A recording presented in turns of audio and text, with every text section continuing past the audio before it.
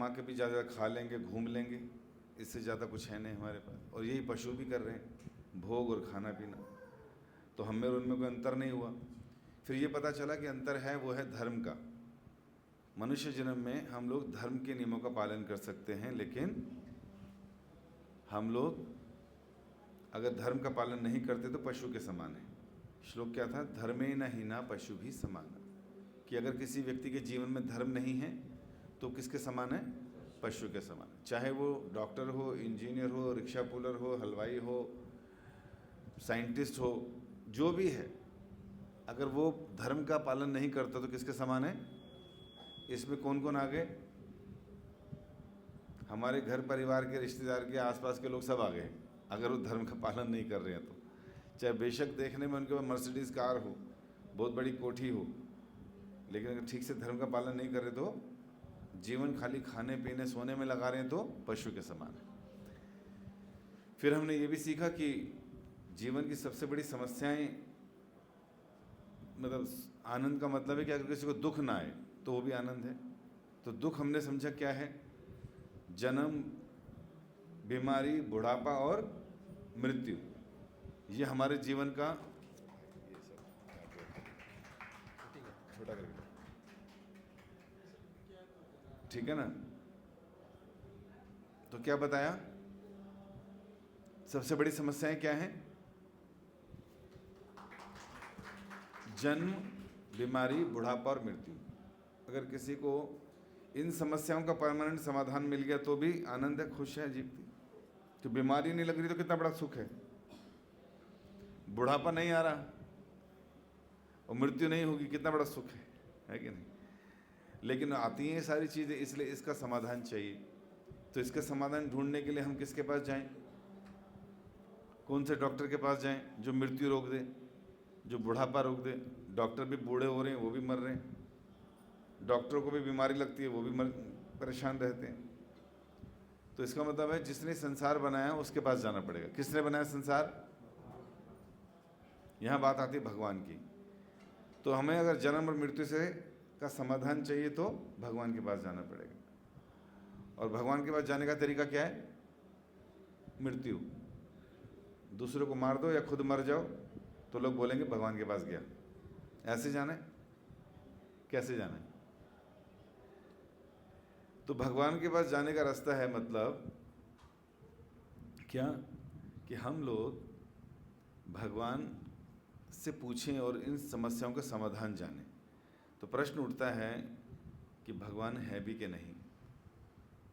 तो फिर हमने भगवान है कि नहीं इस पे बात करी कि हर चीज़ के पीछे कोई ना कोई आर्टिस्ट है, हर आर्ट के पीछे आर्टिस्ट, ठीक है कि नहीं? और हर चीज़ जो कंट्रोल हो रही है उसके पीछे कोई ना कोई कंट्रोलर, कोई ना कोई प्रोडक्ट दिख रहा है उसके पास, कोई ना कोई मैन्युफैक्चरर। तो हर चीज़ के पीछे कोई ना कोई है। रोटी भी हमारे पास बाय चांस नहीं आती प्लेट में। कैसे आती है? बनाने के बाद ही आती है, और कोई ना कोई बना रहा है। ऑटोमेटिक मशीन है कपड़े धोने की, लेकिन वो भी जब तक कि कोई व्यक्ति जीवित उसको हाथ नहीं लगाएगा तब तक नहीं चलेगी। इसका मतलब कोई ना कोई संसार को चलाने के लिए चाहिए।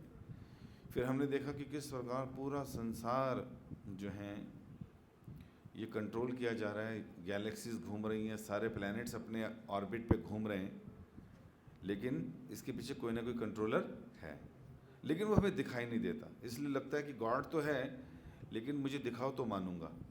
अब हम दिखा क्यों नहीं सकते? क्योंकि भगवान हमारे नौकर नहीं है कि जब तुम देखना चाहो तब आ जाएं, और दूसरा हमारी इतनी क्वालिफिकेशन नहीं है कि हम उनको देखना चाहें तो आ जाएं। तो हमारे अंदर गलतियां हैं। तो इस तरह से भगवान को देखने के लिए एक योग्यता चाहिए। तो हमने याद करा कि 3 तरह से हम लोग ज्ञान अर्जित करते हैं: प्रत्यक्ष प्रमाण, अनुमान प्रमाण और शब्द प्रमाण। प्रत्यक्ष प्रमाण में भी गलतियां रहती हैं क्योंकि हमारी इनपरफेक्ट सेंसेस हैं। अनुमान प्रमाण में बहुत सी गलतियां रहती हैं क्योंकि तुक्के ज़्यादा लगते हैं। और शब्द प्रमाण में जो शब्द का मतलब है वो शब्द जो ब्रह्म शब्द है, जो शास्त्र है, जो वेद हैं, वो शब्द जो ऐसे व्यक्ति ने लिखे जिसके अंदर 4 अवगुण नहीं थे, वो वास्तव में शब्द प्रमाण है। तो उसमें जो जो डिस्कशन हुआ है आज तक, उसमें जो जो बातें लिखी हैं वो सारी पूरी हुई हैं, इसलिए हमारा विश्वास शब्द प्रमाण पे बढ़ जाता है। तुक्के लगाने से अच्छा है व्यक्ति से बात ही कर लो, भैया बता दे क्या काम, तो सच्चा अच्छी चीज़ बता सकता है। तो हमारे शास्त्र शब्द प्रमाण हैं, तो उसमें जो लिखा है या वो जैसे बताएंगे उसी को हम मानेंगे। अगर शास्त्र को श्रुति कहा गया माँ, तो श्रुति अगर बताती है तुम्हारे पिता कौन है, अर्थात माँ अगर बताती है तुम्हारे पिता कौन है, तो ये प्रमाणिक स्रोत है। तुक्के लगाने की जरूरत नहीं है। मेरे पापा के भी 2 हाथ हैं 2 पैर हैं, कौन से हो सकते हैं, ऐसे नहीं कर सकते, है कि नहीं। जो माँ बताएगी उसी को पापा बोलना पड़ेगा, हर एक को नहीं बोलना पड़ेगा। तो शास्त्र बताते हैं हमारे पिता कौन है। और फिर हम लोगों ने ये भी सीखा कि जो प्रमाणिक संप्रदाय हैं उन्हीं के द्वारा अगर हम शिक्षा या गुरु या मंत्र लेते हैं तो वो ज़्यादा प्रमाणिक है, उसको शब्द प्रमाण कहते हैं। भारत एक ऐसा देश है जहाँ पर ज्ञान की गंगा बहती है और दुनिया भर के लोगों ने इसको ज्ञान लेकर अपने उल्लू सीधे किए, है कि नहीं। तो इस तरह से हम लोगों को ये पता चला कि ठीक है भगवान है, और प्रमाणिक संप्रदाय से ही उनके विषय में ज्ञान लेंगे तो भगवान के विषय में पता चलेगा, या अपने को योग्य बनाएंगे तो हम उसको देख पाएंगे, भगवान को देख पाएंगे। तो हमें ये पता चला भगवान एग्जिस्ट करते हैं। आज हम लोग ये जानेंगे कि भगवान तो है, लेकिन वो भगवान कौन है ये जानना ज़्यादा जरूरी है। तो शायद यहाँ से लिए तो आज 3rd सेशन है और इस सेशन में हम लोग भगवान के विषय में जानेंगे। भारत में कुछ फेमस भगवान हैं, देवता हैं, तो कई लोग इनसे ज़्यादा कनेक्टेड होते हैं। हम भी 30-35 को तो जानते ही होंगे, है कि नहीं। जो सनातन धर्म मंदिर में जिसकी मूर्ति लगी है, हमारे लिए वो सारे भगवान हैं।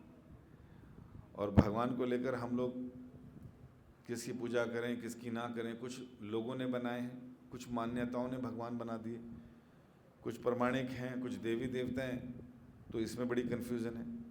कुछ अलग अलग धर्म में हैं।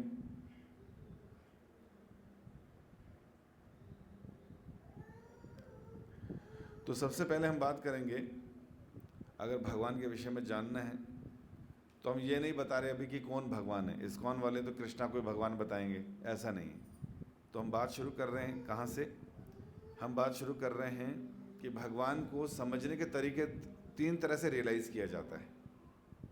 भगवान को 3 तरह से रियलाइज़ किया जाता है। एक, ब्रह्मेति परमात्मेति भगवानिति शब्दते, अर्थात भगवान को प्रकाश के रूप में, निराकार के रूप में भी समझा जाता है। भगवान को सबके हृदय में परमात्मा रूप में भी समझा जाता है, और भगवान को एक सुंदर रूप में भी समझा जाता है। तो इसका मतलब हो गया पूरे विश्व भर में जो भी भक्त मिलेंगे आपको इन 3 कैटेगरी में ही मिलेंगे। या तो निराकार की पूजा करते होंगे, या फिर वो परमात्मा को हृदय में ढूंढ रहे होंगे, या फिर वो साकार रूप में भगवान का दर्शन करेंगे। इस्लाम धर्म में, सिखिज्म में भी थोड़ा बहुत, और हिंदुज़म में भी काफ़ी लोग निराकार की ही उपासना करते हैं, निराकार ब्रह्म की। अब मतलब क्या हुआ इस निराकार ब्रह्म का, कि जो एक दिव्य प्रकाश है जिसका कोई रूप नहीं, फोटो नहीं, लेमिनेशन नहीं, चित्र नहीं, वो प्रकाश ही भगवान है जो हर जगह व्याप्त है। कुछ लोग ऐसा मानते हैं। तो एक सूर्य के एग्जाम्पल से हम लोग इसको समझ सकते हैं, तीनों कैटेगरी को। सूर्य की जो किरणें हैं, जो प्रकाश फैल रहा है, वो निराकार है, निराकार ब्रह्म। तो कुछ लोग उस प्रकाश को ही भगवान मानते हैं, ब्रह्म ज्योति जिसे बोलते हैं।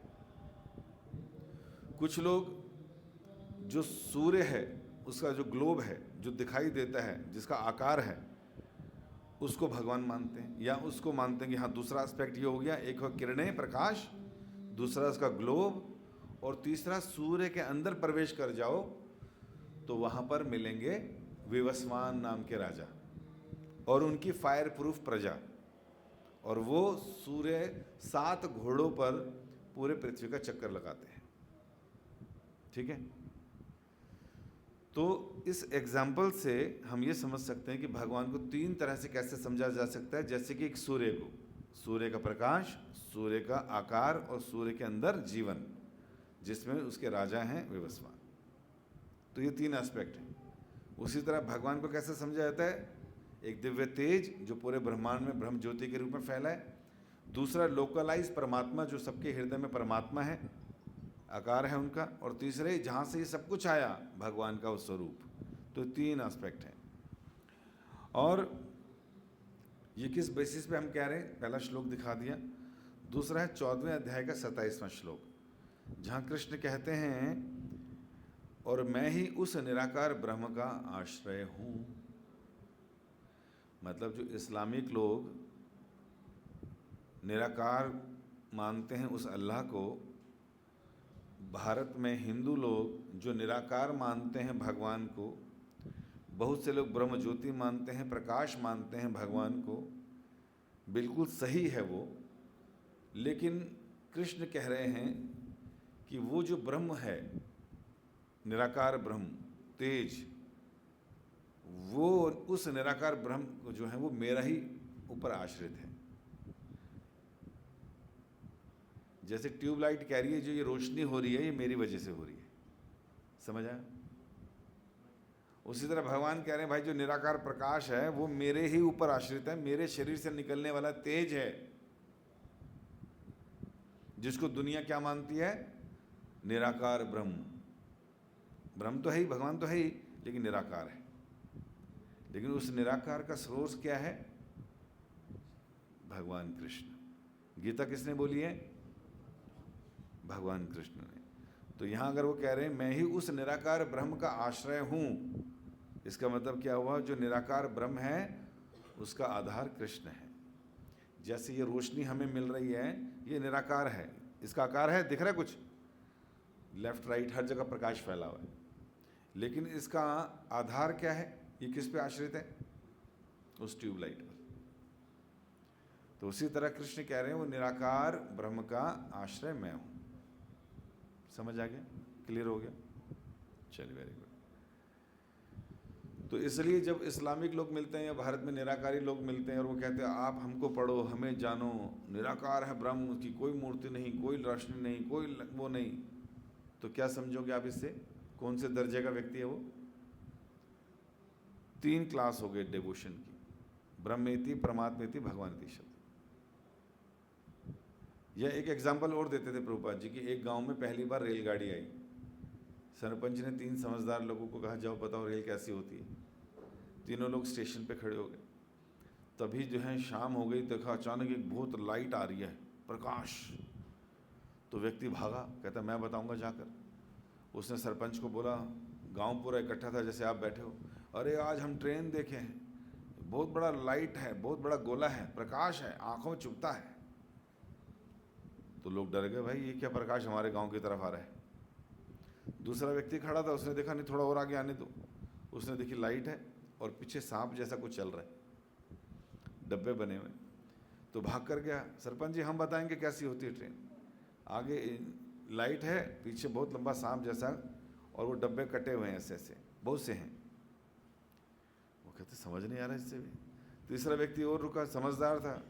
स्टेशन पे ट्रेन रुकी, देखा लाइट जलती है, इंजन है, कोयला फेंकते हैं, डब्बे बने हैं, पेनिट्री है, सोने का है, बैठने का है, खाने का है, ये तो सब कुछ है भाई इसके अंदर। तो फिर उसने जाके बताया।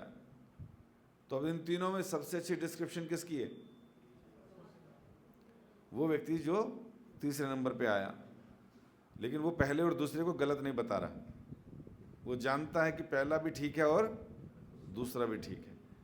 लेकिन वो ये नहीं कह रहा, जो पहला कह रहा है कि मैं ही ठीक हूं और बाकी गलत हैं, इसमें कौन गलत है?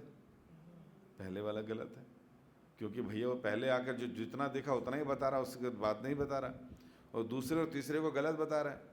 वही निराकारवादी, चाहे वो किसी भी धर्म के पालन करने वाले हैं, वो यही बोलते हैं जो हम कह रहे हैं वही सत्य है, यही भगवान है जो हम मान रहे हैं। कौन से? निराकार, जो दिखते नहीं है। तो कौन से दर्जे के भक्त हो गए वो? तीसरे दर्जे के, थर्ड क्लास। सेकंड क्लास कौन से? अब वो हैं जो भगवान अपना विस्तार करते हैं और सबके हृदय में परमात्मा रूप में स्थित हो जाते हैं, सभी योनियों में।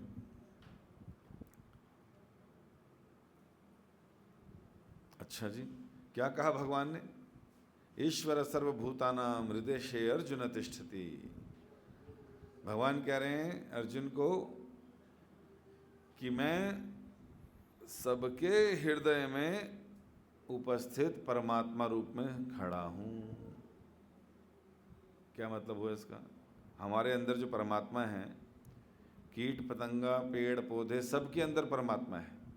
महाअवतार नरसिंह देखी थी, प्रहलाद को भगवान ने दिखाया कि मैं हर पेड़ में हूं, हर जीव के अंदर उपस्थित हूं।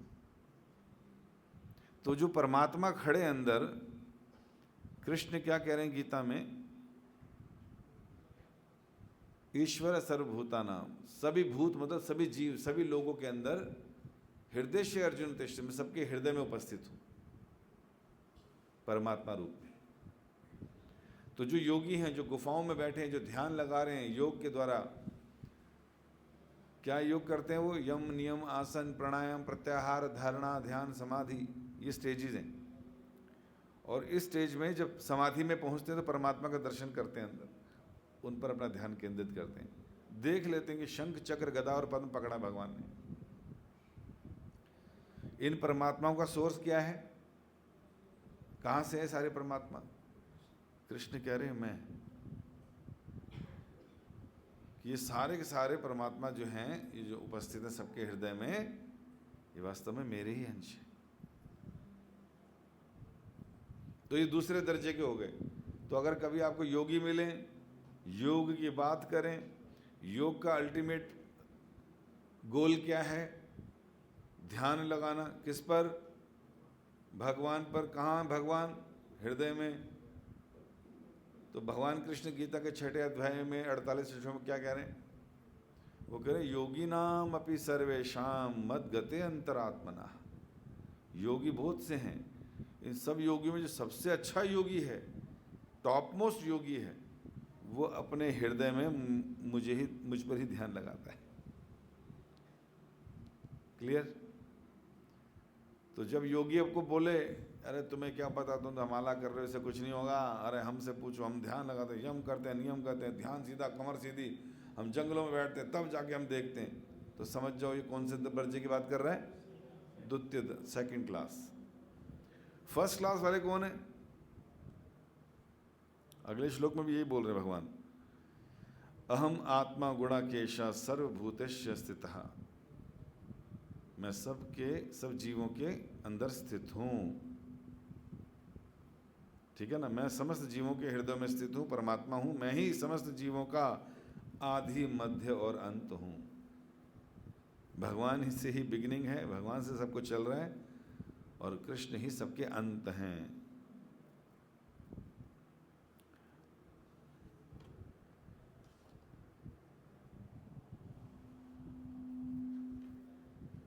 और इस तरह से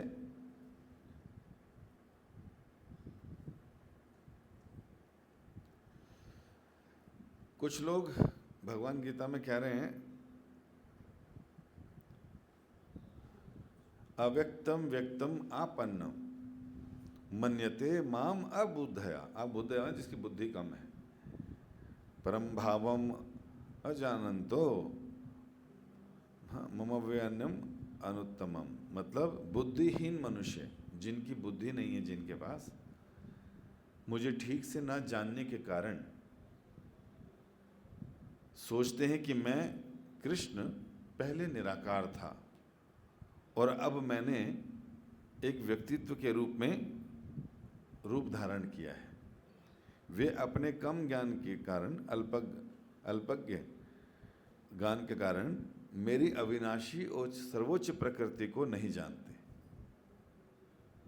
समझ आया? भगवान कह रहे हैं कई लोग ऐसे भी हैं जो कहते हैं चलो मानते हैं कि रूप होता है भगवान का, लेकिन ये रूप कहाँ से आता है? निराकार से। पहले सब कुछ निराकार है, फिर उसमें से भगवान आते हैं। समझ पा रहे हैं? वो कह रहे हैं रोशनी से ट्यूबलाइट आती है। क्या बोल रहे हैं? भगवान कहते हैं जो मूर्ख लोग हैं क्या बोलते हैं कि रोशनी से ट्यूबलाइट आती है।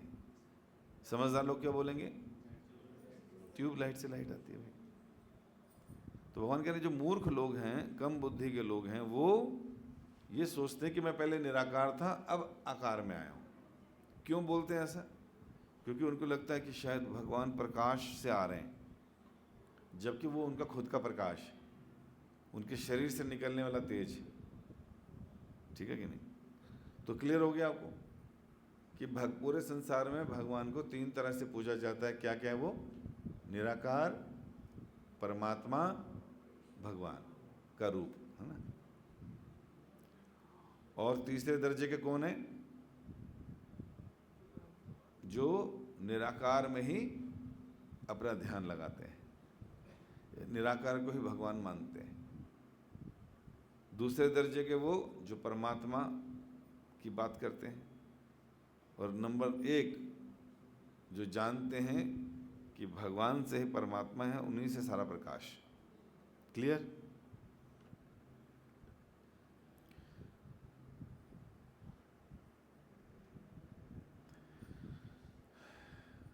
अर्जुन ने भगवान कृष्ण से 12वें अध्याय में पूछा कि व्यक्ति को आपके किस रूप पर ध्यान लगाना चाहिए, निराकार पे या साकार पे?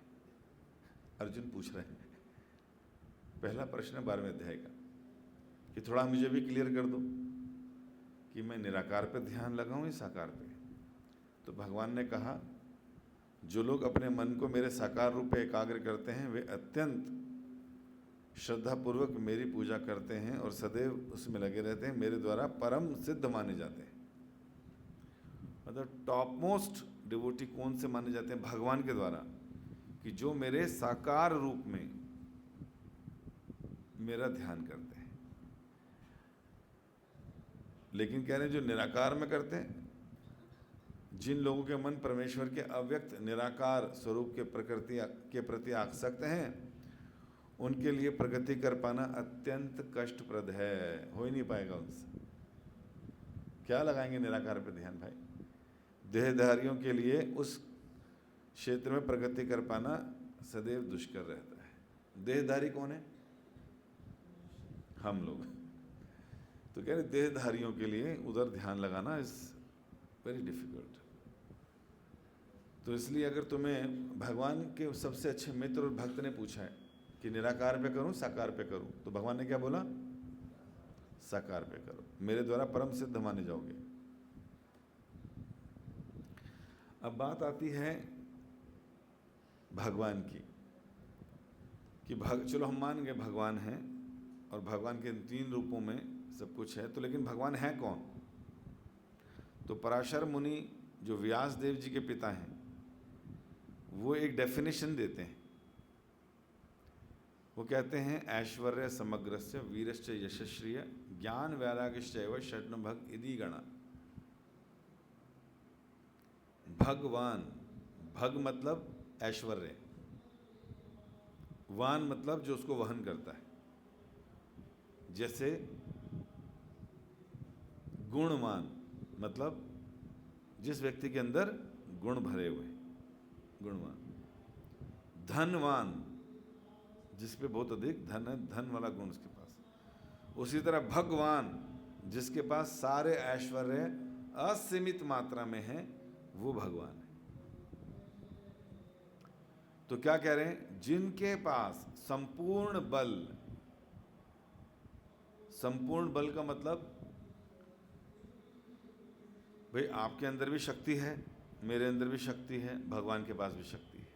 हम सब में सबसे ज़्यादा शक्तिशाली कौन? भगवान। लेकिन यहाँ बात आ रही है संपूर्ण बल, मतलब जो उनका बल है वो भी और जो तुम्हारा बल है वो भी, वो सारा का सारा बल किनका है? भगवान का। कैसे भाई? ऐसे तुक्के से बोली जा रहे।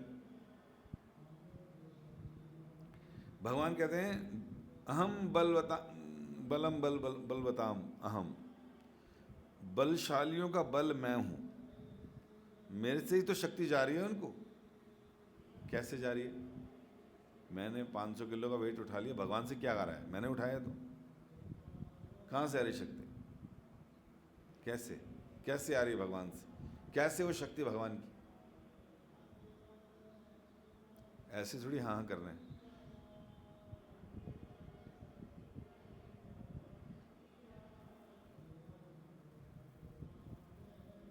भाई तुम्हारे पास जो बल है, शक्ति है, और भगवान के पास भी है, तो आपसे ज़्यादा भगवान की है। तो भगवान, लेकिन भगवान के बारे में कह रहे हैं वो सबको, सारी शक्ति उन्हीं की है। कैसे? तुम्हारी भी शक्ति भगवान की कैसे होगी? सबसे धनी कौन व्यक्ति है? अंबानी। आप भी धनी हैं, अंबानी भी धनी है, और भगवान भी धनी है। सबसे ज़्यादा धनी कौन है? भगवान धनी। लेकिन यहां कह रहे हैं संपूर्ण धन वो भी उनका है, मतलब सारा धन, चाहे यहां हो चाहे वहां, वो सब उनका है। कैसे? हाँ जी, हम उनके अंश हैं। ओके। और देखिए, अगर आज मेरे पास बल है तो ये भगवान का संपूर्ण बल कैसे माना जाएगा कि ये भी बल उन्हीं का है? कि तो भगवान कह रहे हैं कि बलवानों का बल मैं हूँ, एक बात। दूसरी बात, ये जो 5 तत्वों का शरीर है, भूमि जल अग्नि वायु आकाश, इसी से तो शरीर बना है। और ये तत्व किसके हैं? किसने पैदा किए? किसने इन सारे तत्वों को सृष्टि में लाए? भगवान लाए। और इस शरीर इससे अगर बन गया तो इससे मैं कुछ उठा रहा हूँ, बल दिखा रहा हूँ, तो जो स्ट्रेंथ है, मन बुद्धि अहंकार और मेरा शरीर, ये किसके द्वारा दिया गया है? खत्म कहानी। तो इसलिए संपूर्ण शब्द है, संपूर्ण बल उनका, संपूर्ण ज्ञान उनका, संपूर्ण धन उनका।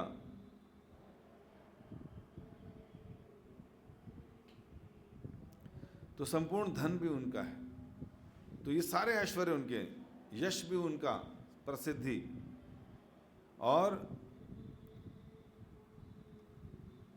6 बताए गए हैं, एक बल, एक यश, एक धन, एक ज्ञान, एक सौंदर्य और एक वैराग्य, संपूर्ण मात्रा में भगवान के पास। किसी के पास थोड़ा धन हो जाए तो उसके पैर जमीन पे नहीं लगते।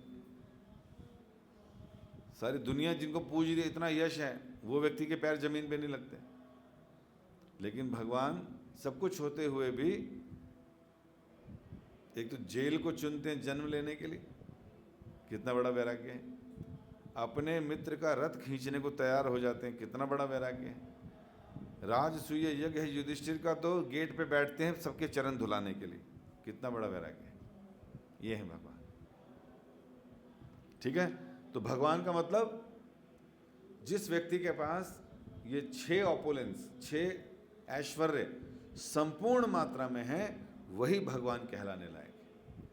और ये 6 ऐश्वर्य संपूर्ण मात्रा में कृष्ण के अलावा और किसी के पास नहीं।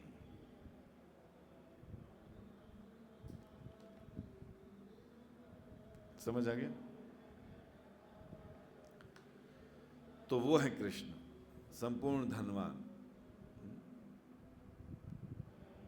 तो एक ने फ्रूट दिए तो भगवान ने झोली भर दी, उसकी पूरी टोकरी भर दी। चिड़वा लेकर आए सुदामा, उसको महल बना दिया। मतलब छोटी छोटी बातों पे इतना कुछ दे देते हैं। संपूर्ण धन उनका है कि नहीं? इस तरह से भगवान जो हैं शक्तिशाली भी, बल सारा उनका है। तो कुछ जब भगवान धरा पे थे, कुछ उन्होंने ऐसे अपने ऐश्वर्य का प्रदर्शन किया। 7 दिन और रातों के लिए पर्वत को उठाया छोटी सी उंगली पर, 100 फनों वाले नाग को मारा, तो बल भगवान का यहाँ दिखाई देता है। फेम, पूरी दुनिया, पूरे देवता, पूरे अन्य सारे अवतार भगवान कृष्ण की स्तुति और उनका गान करते हैं। सारे देवी देवताओं को जब समस्या आती है तो भगवान के पास पहुँचते हैं क्षीर सागर में, और खूब प्रार्थना करते हैं, उनका गुणगान करते हैं, तब कुछ मिलता है इन रिटर्न। ब्यूटी देखने में इतने सुंदर हैं कि खाली गोपियां ही अट्रैक्ट नहीं होती, सारे के सारा ब्रज उनसे अट्रैक्टेड है, पशु पक्षी भी उनसे अट्रैक्टेड है। हम गली में जाते हैं, कुत्ता हमारे पीछे भागता है आई लव यू बोलने के लिए। वो तुरंत ऐसा चक मारता है, 14 टीके लगते हैं फिर हमको, है ना। मिस वर्ल्ड अगर आ जाए यहाँ पर तो भी कुत्ते भागेंगे ऑटोग्राफ के लिए, नहीं, वो पकड़ लेगा पैर उसका। तो पशु पक्षी भगवान से अट्रैक्टेड है, भगवान की भाषा भी बोल सकते हैं और इतने सुंदर हैं, भगवान की इतनी सुंदरता है कि पशु पक्षी, गाय बैल, मोर इत्यादि सभी भगवान के इर्द गिर्द ही घूमते रहते हैं उनके दर्शन के लिए। तो ऑल ब्यूटी थी, है और रहेगी, कभी मुरझाती नहीं उनकी ब्यूटी। उम्र के साथ इनका सौंदर्य हमेशा बना रहता है। हमारा सौंदर्य यूँ जाता है, कुछ देर रुकता है, फिर रिटर्न हो जाता है, खत्म। लेकिन भगवान का नव यौवनम च, हमेशा नव यौवन रहते हैं। 16 साल के युवक बस, उससे उम्र उनकी बढ़ती नहीं ऊपर। इसलिए all beauty, all knowledgeable. Brahma ji ने 4 वेद बोले, दुनिया समझने का प्रयास कर रही है, लेकिन ज्ञान कहाँ से आया? भगवान से। भगवान ने ही ज्ञान बांसुरी बजाकर ब्रह्मा जी के कानों के अंदर प्रवेश कराया और वो 4 वेद बोले। कुरुक्षेत्र में लड़ाई से पहले डिमोरलाइज अर्जुन को मोटिवेट किया भगवान, पौने घंटे का लेक्चर दिया, क्वेश्चन आंसर सेशन, और वो भगवत गीता के नाम से जाना जाता है। पूरी दुनिया इसको कितनी बार पढ़ ले, कितने मतलब निकलते हैं, कितनी समझ, कितना। तो ये है भगवान का ज्ञान। तो कृष्ण मतलब ऑल अट्रैक्टिव, मतलब कृष्ण शब्द का 2 मतलब है, एक सांवला और एक सर्वाकर्षक, ठीक है ना। तो भगवान का सबसे एप्रोप्रिएट नाम है। भगवान शब्द लग गया तो सारे गुणों का धारण करने वाले, ऐश्वर्य धारण करने वाले, ये भी अच्छा एप्रोप्रिएट नाम है। लेकिन जब भगवान बोलते हैं तो भगवान में अभी भी पर्सनालिटी का पता नहीं चल रहा, लेकिन कृष्ण भगवान बोलते हैं तो समझ आता किसकी बात कर रहे हैं। क्योंकि अब महाविष्णु को भी भगवान बोलोगे, विष्णु नारायण को भी भगवान बोलोगे, कई बारी जो भगवान के दास हैं, बड़े देवता भी हैं, उनको भी आउट ऑफ रिस्पेक्ट भगवान बोल दिया जाता है। तो कृष्ण मतलब सर्व आकर्षक। सर्व का मतलब होता है हर समय, समय का मतलब थे, हैं और रहेंगे, आगे भी होगा। सर्व मतलब हर तरह के पशु पक्षी इत्यादि, हर जेंडर के को अट्रैक्ट करते हैं, हर समय अट्रैक्ट करते हैं और सबको अट्रैक्ट करते हैं। हमें चाहने वाले होंगे कुछ लोग गालियां देने वाले होंगे, है कि नहीं? घर के अंदर भी ऐसी होगा। लेकिन भगवान एक ऐसे व्यक्ति हैं जिनको पूरा संसार चाहता है। ये है कृष्ण का एप्रोप्रिएट नेम। ऐसे भगवान जो हर परिस्थिति में, हर समय सब लोगों के द्वारा पूजे जाते हैं, अट्रैक्टेड रहते हैं लोग उनसे, तो इसलिए उनका नाम कृष्ण है, सर्व आकर्षक।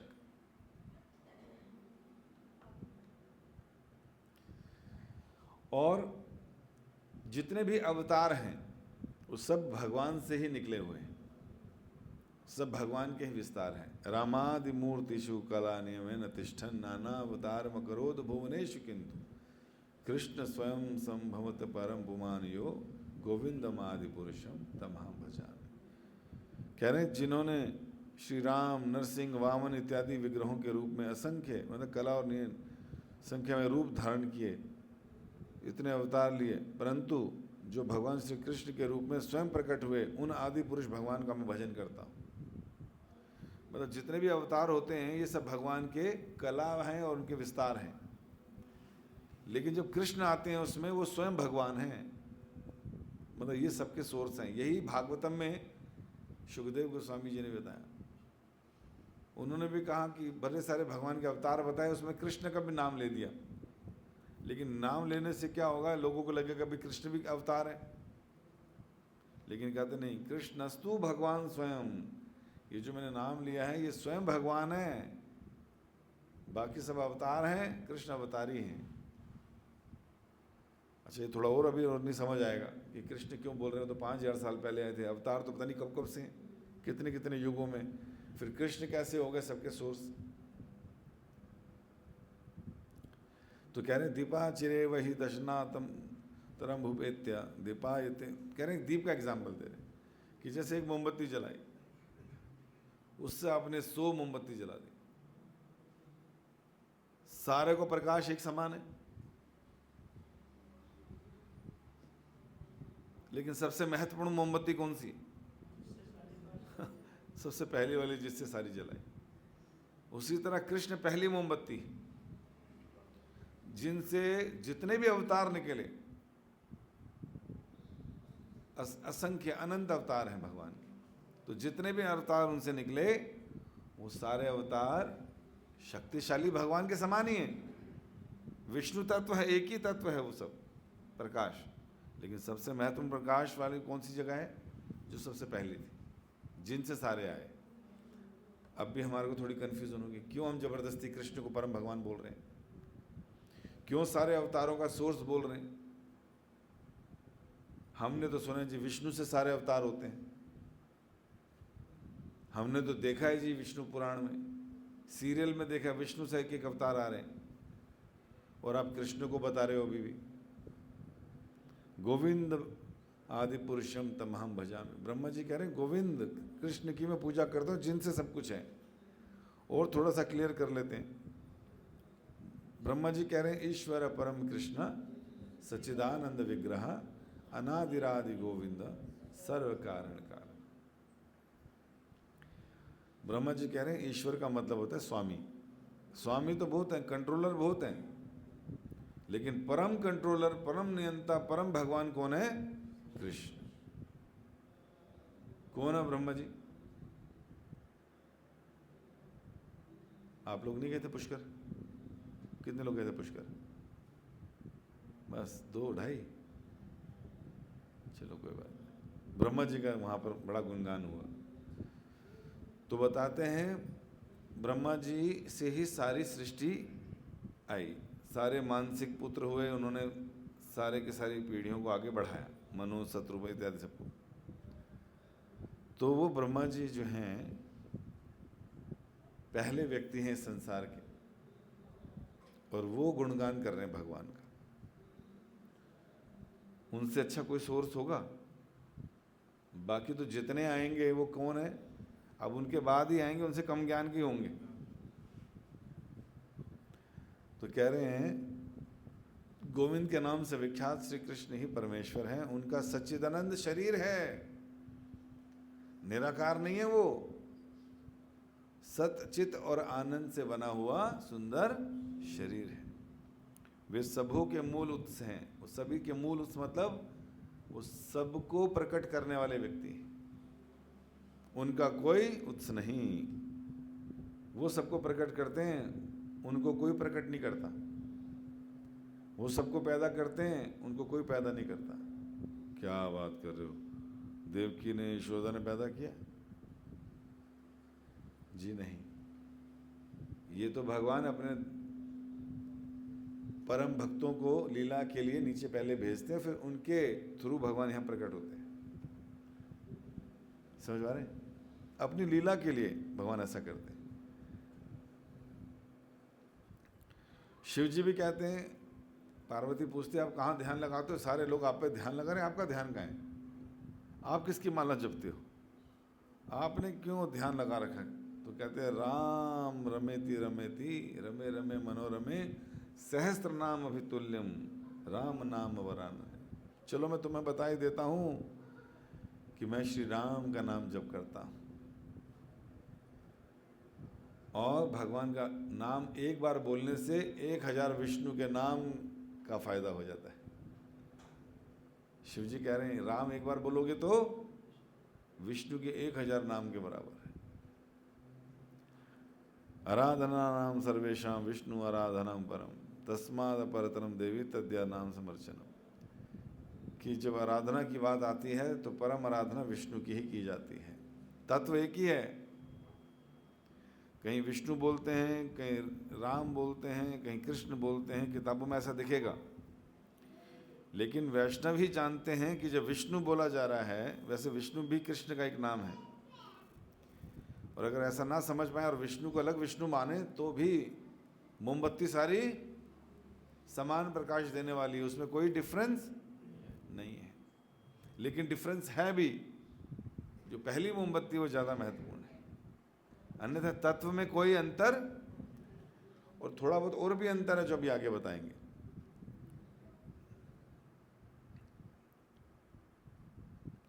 अर्जुन ने जब भगवान से कथा सुनी, भगवान का रूप देखा, तो कहा परम ब्रह्म परम धाम पवित्रम परमम भवान पुरुषम शाश्वतम दिव्यम आदि देवम अजम विभूम अहुसत्वम रसया सर्व देवऋषि नारदस्तथा असितो देवलो व्यासः स्वयं चैव भविष्य। तो कह रहे हैं, अर्जुन कह रहे हैं, पहले तो मैं आपको अपना दोस्त मानता था, लेकिन अब आपने मेरी बुद्धि ठिकाने लगा दी। अब मुझे पता चला आप मेरे दोस्त नहीं हो, आप तो परम भगवान हो। तो परम ब्रह्म, आप परम ब्रह्म हो, परम भगवान, परम धाम हो, आपसे ऊपर कोई धाम नहीं है, आपके धाम से ऊपर। तो ग्लोरीफाई किया अर्जुन ने भी, कहा मैं अकेला नहीं कर रहा, मेरे से पहले कईयों ने करा, असितो देवलो व्यासो, व्यास ने भी किया, नारद ने भी किया, असितो ने भी किया, देवलो ने भी, सब ने किया। तो अब मैं वो चार्ट दिखा रहा हूँ जिससे थोड़ा क्लियर होगा कि भगवान कृष्ण की क्या पोजीशन है, नारायण की क्या पोजीशन है, विष्णु की क्या पोजीशन है। मोमबत्तियाँ जल रही हैं सारी, लेकिन किसका स्तर कहाँ पर है, किसकी पोजीशन कहाँ पर है। तो सृष्टि के आरंभ में केवल एक ही भगवान थे, कृष्ण। उन्होंने अपना पहला विस्तार किया बलराम जी के रूप में। ये कहाँ की बात कर रहे हैं हम? 5000 साल पहले की बात नहीं हो रही, सतयुग की भी बात नहीं हो रही, फिर कब की बात हो रही है? ब्रह्मा जी जब उत्पन्न हुए उससे भी पहले की बात हो रही है। जो करोड़ों ब्रह्मा पहले आए उससे भी पहले की बात हो रही है। सृष्टि का जब कभी आरंभ हुआ होगा तो भगवान कृष्ण ने सबसे पहला अवतार बलराम के रूप में लिया। बलराम जी ने अपने शरीर से 4 विष्णु प्रकट किए। नाम था अनिरुद्ध, प्रद्युम्न, वसुदेव और संकर्षण। क्लियर हुआ? और इन संकर्षण से नारायण प्रकट होते हैं, लक्ष्मी नारायण बोलते ना। और फिर नारायण से 4 चतुर्व्यूह फिर बनता है ब्रह्मा जी, इनका 4 विष्णु का। उनका नाम भी अनिरुद्ध, प्रद्युम्न, वसुदेव और संकर्षण। ठीक है, ये भी विष्णु के 4 रूप हैं जो सारे ब्रह्मांड को चला रहे हैं, जिनसे सारी आध्यात्मिक जगत स्थित हैं और उन्हीं से सारे अवतार होते हैं। ठीक है कि नहीं? तो कौन किस कहाँ से आ रहा देख लो। और जो आखिरी में है संकर्षण 2, ऊपर भी है नीचे भी है, उनसे प्रकट होते हैं महाविष्णु, कारणोदक्षाय विष्णु। क्या नाम है? कारण मतलब तेरे कारण, तेरे बोला कारण, मतलब हर चीज के पीछे कोई ना कोई कारण है ना, है कि नहीं? लाइट के पीछे क्या कारण है? Power house. पावर हाउस में लाइट कहाँ से आ रही? पीछे और जगह से। और उसके अलावा वो बिजली कहाँ से बन रही? वो कहाँ से आए? वो बिजली कहाँ से बन रही है? हवा से बन रही है या पानी से बन रही है? हवा और पानी किसने बनाई? तो कौन है कारण? ठीक। अब तो सोलर लाइट भी हो गई वो जी। हाँ, तो सूर्य किसने बनाया? मोदी ने। हाँ, तो सूर्य भी भगवान ने प्रकट किया। तो हर चीज के कारण कौन है? तो सभी प्रकृति का सारा सोर्स जो कारण है वो कारण समुद्र है एक्चुअली। सारे कारणों का कारण वो समुद्र है। और उसमें कारणोदक, उदक का मतलब समुद्र, शाई, शाई का मतलब लेटना, सोना। तो कारणोदक शाई विष्णु, कारण समुद्र पर लेटे हुए विष्णु, इनको महाविष्णु कहते हैं। क्या करते हैं जी लेट कर? कोई काम धंधा है कि नहीं? वो खाली सो रहे हैं। तो क्या कर रहे हैं? उनके रोम छिद्रों से, एयर होल्स, नासिका, सांस जब छोड़ते हैं तो हमारे नाक से क्या निकलता है? गंध। शरीर से क्या निकलता है? पसीना। लेकिन महाविष्णु कारण समुद्र में जो लेटे हैं उनके शरीर से क्या निकलता है? ब्रह्मांड। जितने भी ब्रह्मांड हैं संसार में, अभी जो हम लोग गैलेक्सीज देखते हैं ना, आप कभी यूट्यूब पे उस पर देखिएगा, दिखाते हैं, पहले पृथ्वी को जूम आउट करते हैं। जूम आउट मतलब कैमरा पीछे की तरफ जा रहा है, तो पहले धीरे धीरे दिखाएंगे, मंदिर दिखाई देगा ऊपर से, देखा ना वो वाली वीडियो। और कैमरा पीछे क्या ले जाओगे तो क्या देखेगा? 25 सेक्टर पूरा दिखेगा। और पीछे ले जाओगे तो पूरा रोहिणी दिखेगा। और पीछे ले जाओगे तो पूरा का पूरा दिल्ली दिखेगी, सारे ट्रक घूमते नजर आएंगे कॉर्नर कॉर्नर। और थोड़ा पीछे ले जाओगे तो पूरा मध्य प्रदेश के साथ भारत दिखेगा। और पीछे ले जाओगे तो भारत दिखाई देगा, ऊपर पर्वत दिखाई देंगे, नीचे इसका समुद्र दिखाई देगा। और पीछे ले जाओगे तो पूरा एशिया दिखेगा। और पीछे ले जाओगे तो पूरा गोल गोल पृथ्वी दिखेगी, भूगोल, है ना। और पीछे ले जाओगे तो फिर पृथ्वी के आसपास के प्लैनेट दिखाई देंगे। सौर मंडल के प्लैनेट्स हैं ना, प्लूटो और ये सब, तो वो दिखाई देंगे। फिर पृथ्वी जो इतनी बड़ी थी, और कैमरा पीछे ले जाओगे तो पृथ्वी छोटी होने लग जाएगी। फिर दिखाई देगा सन, जो कि और भी बड़ा है। फिर उससे और पीछे ले जाओगे तो इस तरह से देखोगे सारे प्लैनेट पीछे जाते जाते ये सारे के सारा जो सौर मंडल है ये एक तारे के समान दिखाई देगा। एक बिंदु, एक सीड, क्या बोलते हैं, पम्पकिन नहीं, वो बहुत बड़ा हो जाएगा। कौन सा सीड? राई का दाना। राई, ठीक है। तो राई के दाने के बराबर पूरा का पूरा गैलेक्सी दिखाई देगा। और ऐसी गैलेक्सीज आपको हर जगह दिखाई देंगी, बहुत सारी दिखाई देंगी, गिन ही नहीं सकते। तारे गिनते देखते ना, ये तो फिर भी इतनी दूर दिखाई दे रहे हैं। जब कैमरा और पीछे जाएगा तो बहुत सारा दिखाएगा। और ये सारा का सारा एक ब्रह्मांड के अंदर है। ऐसे करोड़ों खरबों ब्रह्मांड भगवान के रोम छिद्रों से बाहर निकल रहे हैं। और फिर जैसे जूम इन करना शुरू करोगे तो फिर आते आते यहाँ दिल्ली में बैठ जाओगे ठा करके, अरे यार बहुत बड़ी है दिल्ली, है ना। तो वो है महाविष्णु, कारणों दक्षाय विष्णु, कारण समुद्र में लेटे हुए हैं। और उसके बाद उन विष्णु से दूसरा अवतार होता है भगवान का, जिनको बोलते हैं गर्भोदक्षाय विष्णु। ये विष्णु जितने ब्रह्मांड बने उन ब्रह्मांडों के अंदर प्रवेश कर जाते हैं शेषनाग के साथ। लक्ष्मी जी साथ चरण दबा रही, उनके रोम छिद्रों से पसीना निकलता बहुत, और पसीने से आधा ब्रह्मांड भर जाता है, इतना पसीना। और उस पे लेटे हुए विष्णु, नाम क्या है? गर्भोदक्षाय विष्णु। गर्भोदक सागर में लेटे हुए हैं। जो गर्भ है हर चीज जनरेट करने का, उसमें से एक कमल का फूल निकलता है। और उस पे कौन पैदा होते हैं? ब्रह्मा जी पैदा होते हैं। कोई मम्मी पापा नहीं है, कमल से निकले। और फिर वो जो सृष्टि करते हैं, जीवात्मा को उठाते हैं, प्रकट फिर से करते हैं।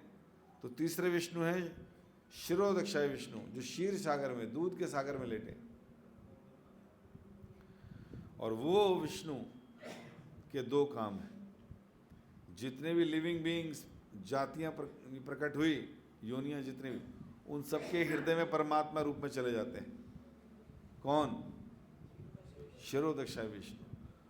और जब जब धर्म की हानि होती है, यदा यदा ही धर्मस्य, होता है ना, फिर कह रहे हैं परित्राणाय साधूनां विनाशाय च दुष्कृतां धर्म संस्थापनार्थाय संभवामि युगे युगे।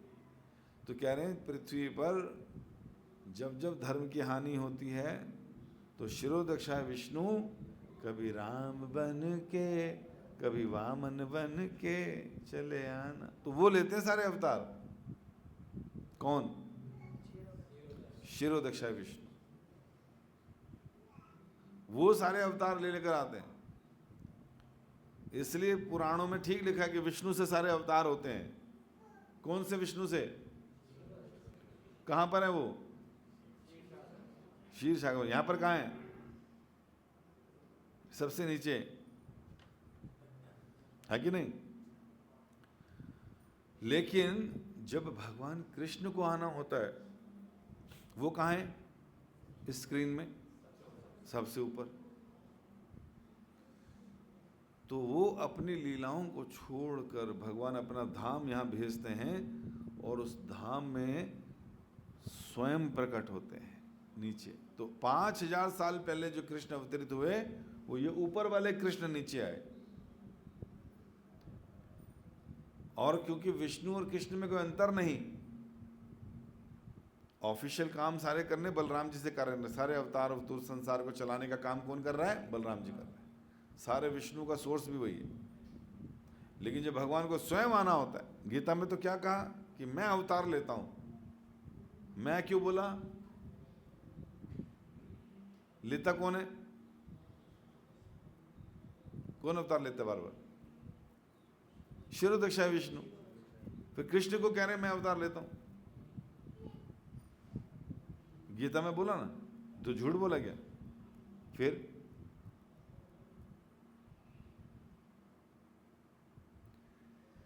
क्योंकि शिव और कृष्ण और विष्णु में अंतर नहीं। और भगवान जितने काम करने होते हैं उतने अवतार ले लेते हैं, उनको कमी नहीं अवतारों की। हमें सारे काम करने होंगे तो हम अवतार लेते हैं, सारे खुद करने पड़ते हैं, खुद करने पड़ते। तो भगवान जब अवतरित होते हैं, जैसे तो शिरोदक्षाय विष्णु के थ्रू अवतार ले लेते हैं कई बार। थ्रू का मतलब समझ रहे हैं? जैसे आपको ऑफिस जाना है और ऑफिस से सही पार्टी में जाना है, तो आपने क्या किया? ऑफिस के कपड़ों के नीचे पार्टी शर्ट पहन ली, रंगीला रे, अंदर से रंगीली शर्ट पहन ली, ऊपर से वाइट पहन ली ऑफिस वाली। अब ऑफिस में काम कर रहे हो, वहां से कहाँ जाना है? तो क्या करोगे? शर्ट हटा दी, मैंने वो काम कर लिया, पार्टी वाला भी काम। तो क्या मतलब हुआ? जब भगवान को आना होता है नीचे, कृष्ण को, तो ये जो विष्णु है, शिरोदक्षाय विष्णु, उनके थ्रू अवतार ले लेते हैं कि वो काम भी कर लिया, वो काम भी कर लिया, उनके थ्रू अवतार ले लिया। और चीज़ अच्छे से समझ रहे हैं तो यहाँ गुणों से समझ सकते हैं। अच्छा, ये 3 विष्णु जो हमने बताए नीचे जो हैं, कारणोदक्षाय विष्णु, गर्भोदक्षाय विष्णु और शिरोदक्षाय विष्णु, इन तीनों विष्णु के बारे में जो समझ जाएगा कि किसका क्या क्या काम है, मरने के बाद वो संसार में नहीं आएगा। कितने लोगों ने समझ लिया? बस 3-4 ने समझा, इसलिए बाकी सबको आना पड़ेगा। तो ये श्लोक में बोल रहे हैं, विष्णस्तु त्रिरूपाणि पुरुषानाख्यन यथो विदु, एकम तु महता सृष्टम, द्वितीयत्व अंड संस्थितम, तृतीय सर्वभूतस्थतानि ज्ञात्वा विमुच्यते। सात तंत्र शास्त्र में कह रहे हैं, सृष्टि के लिए भगवान कृष्ण का स्वांश 3 विष्णु के रूप धारण करता है। समझ आया? सृष्टि को आगे बढ़ाने के लिए भगवान कृष्ण का स्वांश, स्वांश मतलब जो उनके अंश से निकला है, स्वांश, पहला अंश। कौन है पहला अंश? बलराम जी। तो कह रहे हैं वो 3 विष्णु के रूप धारण करता है। पहले महाविष्णु हैं, जिन्हें कारणोदक्षाय विष्णु कहते हैं। क्या करते हैं? वो संपूर्ण भौतिक शक्ति महातत्व को उत्पादन करते हैं। महातत्व मतलब सारे ब्रह्मांडों को उत्पन्न करते हैं। द्वितीय गर्भोदक्षाय विष्णु हैं, जो समस्त ब्रह्मांडों में प्रविष्ट कर जाते हैं। ठीक है ना? समस्त भ्रमण करके। और तीसरे जो हैं वो प्रत्येक परमाणु तक के भीतर उपस्थित हैं, वो शिरोदक्षाय विष्णु है। प्रत्येक अणु परमाणु के अंदर भी है, एवरी एटम। एटम कितना छोटा होता है, तो छोटे से छोटे के अंदर भी कौन है? शिरोदक्षाय विष्णु। तो ये 3 विष्णु का काम है। पहले का काम क्या? ब्रह्मांडों की उत्पत्ति। दूसरे का काम सब ब्रह्मांडों में प्रवेश कर जाना। और तीसरे विष्णु का काम सारे जीवों के हृदय में उपस्थित होना। अब थोड़ा सा और क्लियर हो जाएगा इस स्लाइड के द्वारा।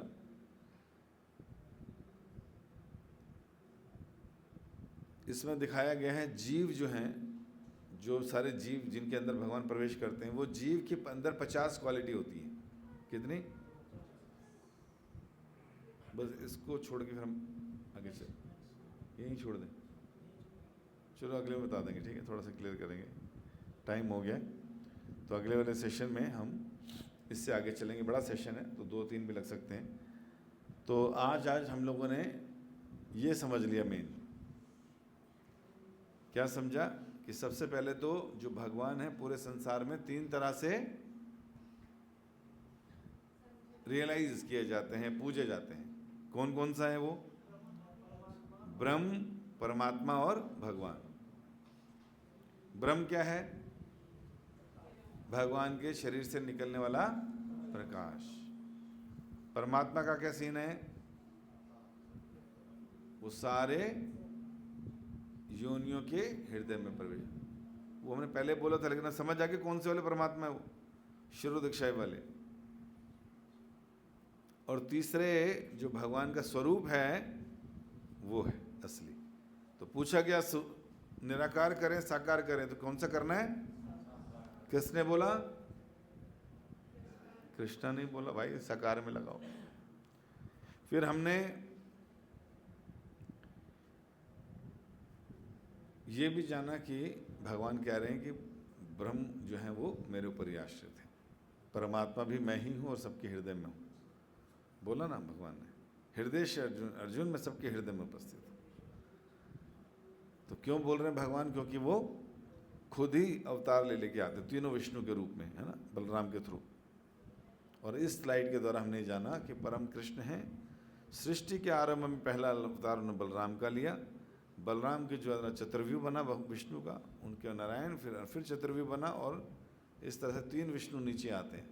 और उसके बाद ब्रह्मा जी और शिव इत्यादि आगे क्रिएशन करते हैं। तो हर ब्रह्मांड में भगवान का ब्रह्मा विष्णु महेश का सेट अलग होता है। जितने भी ब्रह्मांड हैं उन सब ब्रह्मांडों में ब्रह्मा विष्णु महेश अलग है। बोले हरे कृष्ण।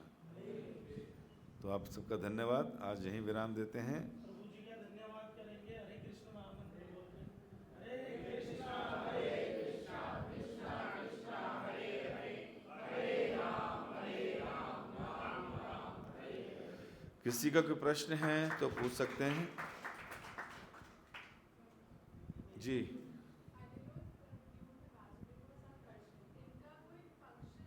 हाँ, फंक्शन आप पीछे एक बोर्ड लगा है, उस बोर्ड में जो ब्रह्मांड है उसमें दिखाया जाएगा 4 विष्णु का क्या क्या रूल रहता है पूरे। उसमें ऊपर सृष्टि के धाम को रोकने का, फिर इन्हीं से सारे अवतार होते हैं आगे चल के, अलग अलग एक्सपेंशन से। जैसे राम, भरत, लक्ष्मण, शत्रुघ्न, तो ये पहले वाले चतुर्व्यूह से ही एक्सपेंशन है। इस तरह से भी है। और कोई बातचीत, प्रश्न किसी? ऑनलाइन बैठे लोगों का कोई है? सब जाग रहे हैं? नहीं तो दर्शन भी दे सकते हैं। 2-3 लोगों ने स्क्रीन ऑन कर रखी है।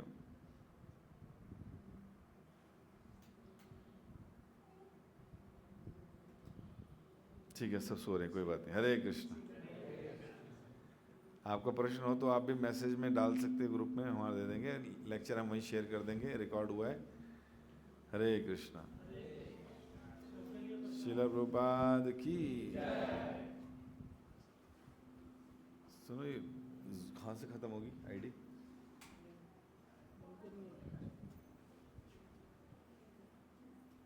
आपको तो लीव कर दिया। मीटिंग कहाँ से ख़त्म होगी? मुझे मीटिंग कहाँ से ख़त्म होगी? नहीं, ये तो है, ये तो है, लेकिन सबके लिए कहाँ से होगी? नहीं तो लोग खड़े रहेंगे वहाँ पर। ठीक है, फिर हो जाएगा, अपना चले जाएंगे।